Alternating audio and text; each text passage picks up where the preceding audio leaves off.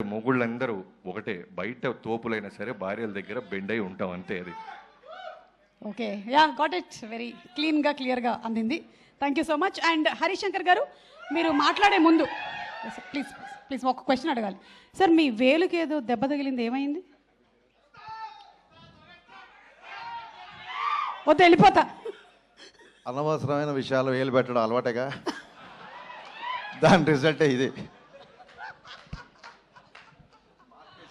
ప్రసాద్ మూల మార్క్ వేశారు ఇక్కడ. ఏంటిది? డిఓపి గారు, ఎస్, లైటింగ్ అక్కడే ఉంది సార్ కరెక్ట్గా. Good evening everybody. First of all నాకు ఇష్టమైన ప్రొడ్యూసర్ సుధాకర్ చేరుకూరి గారు, ఆయనతోనే స్టార్ట్ చేయాలి. ఆయనే కంటిన్యూస్గా ఈ సినిమాకి, ఈ ఫంక్షన్కి కాల్ చేశారు నాకు. చాలా ప్యాషనేట్ ప్రొడ్యూసర్, చాలా సెన్సిబుల్ ప్రొడ్యూసర్. డెఫినెట్గా సుధాకర్ చేరుకూరి గారి బ్యానర్లో నా సినిమా ఉంటుంది. అది ఎప్పుడు మెటీరియల్స్ అవుతుందో తెలీదు. Sir, love to work with you. ఇక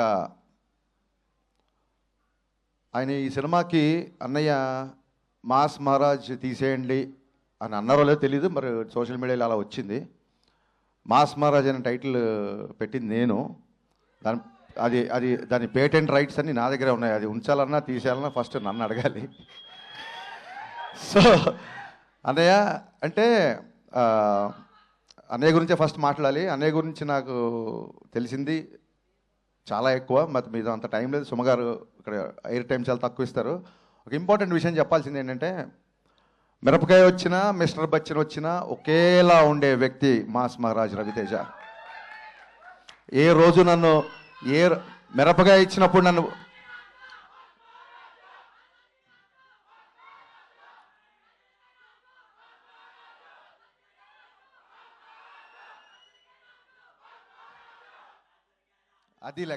అది లెక్క.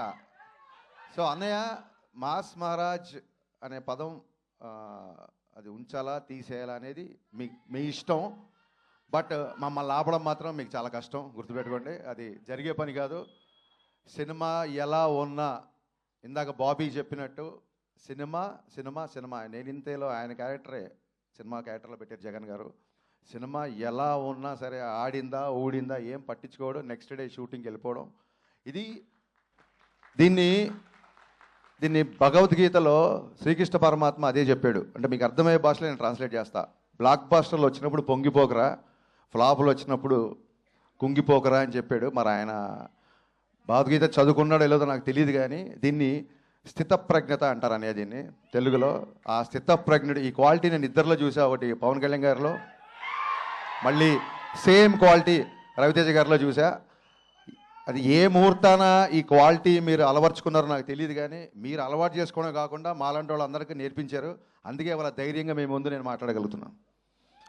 ఈ బ్యాలెన్స్ ఆఫ్ మైండ్ అనేది, దీనికోసం ఎక్కడెక్కడికో హిమాలయాలకు వెళ్తుంటారు ఋషులు. వాళ్ళందరూ ఫిలిం నగర్లో ఒకసారి అన్నీ ఆఫీస్కి వస్తే సరిపోతుందని తెలియదు పాపం. ఈ క్వాలిటీ అందరూ నేర్చుకోవాల్సిన విషయం ఇది. అండ్ చాలామంది డైరెక్టర్లు, ఇందాక బాబీ చెప్పినట్టు బోయపాటి సీన్ గారి దగ్గర నుంచి, వైట్ల సీన్ గారి దగ్గర నుంచి, నేను, గోపి, బాబీ, ఇలాగా ఎంతోమంది డైరెక్టర్లని పరిచయం చేసిన వాళ్ళందరూ ఇవాళ ఒక స్టార్ డైరెక్టర్స్ పొజిషన్లో ఉన్నారు.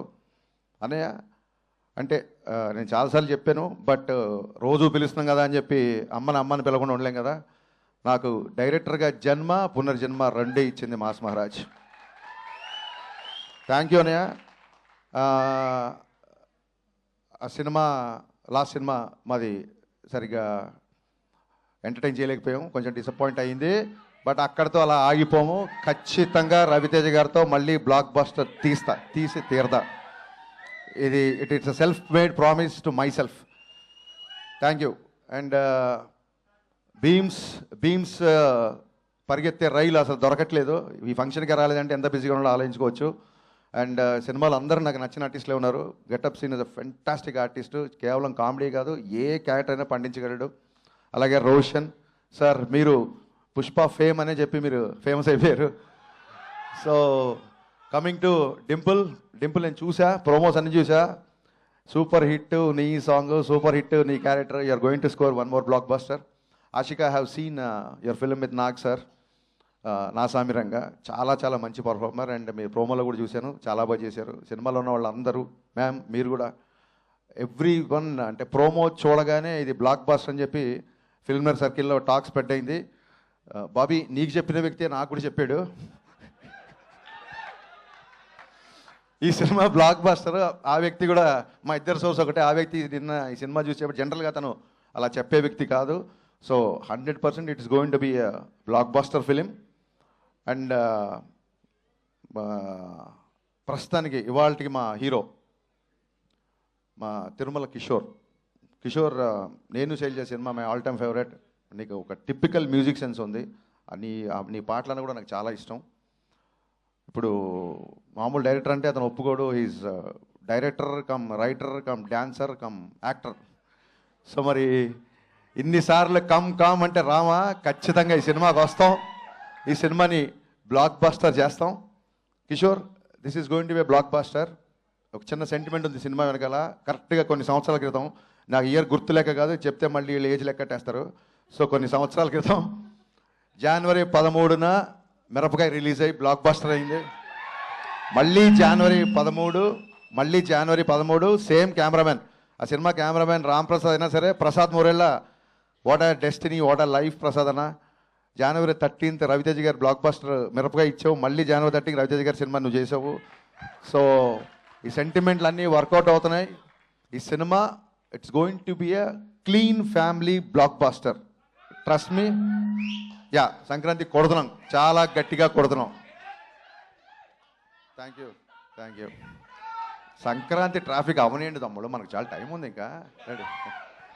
Thank you so much Harishankar garu, and thank you so much Bobby garu. Requesting you all to please be seated. Thank you. తర్వాత ఎలాగో డాన్స్ స్టెప్స్ చేయాల్సి ఉంటుంది, దయచేసి ఎవరు ఎక్కడికి వెళ్ళకూడదని మేము రిక్వెస్ట్ చేస్తూ ఉన్నాము.